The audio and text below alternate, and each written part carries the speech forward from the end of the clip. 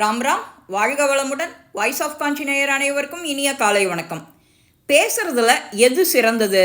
மகாபாரத போரில் திருதராஷ்டிரனுக்கு நிறையா அட்வைஸ் பண்ணியிருக்கார் விதுரர். அதில் பேசுறது எப்படி? நம்மளை யாராவது வசவு பாடினாலோ நம்மளை நிந்தித்தாலோ நாம் பதிலே சொல்லாமல் ஒதுங்கி தர்ம வழியில் இருக்கணும். நாம் வசவு பாடினா நாம் அதுக்கு துன்பமோ மனவேதனையோ பட வேண்டியதில்லை.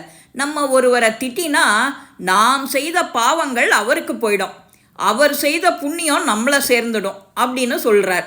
நம்ம ஒருத்தரை திட்டினா நம்ம மீது அம்பு விடுவதாக நினச்சி நாம் ஒதுங்கிடணும். நாம் அதை தடுத்து நாமளும் போருக்கு தயார்னு சொன்னாதான், அது சண்டை ஏற்பட்டாதான் நாமளும் சண்டை போடுறதுக்கு தயாராகிட்டோன்னு அர்த்தம். நாம் புத்திசாலியாக இருந்து யாரும் திட்டினாலோ வசவு பாடினாலோ பேசாமல் இருந்து புண்ணியத்தை தேடிக்கணும்.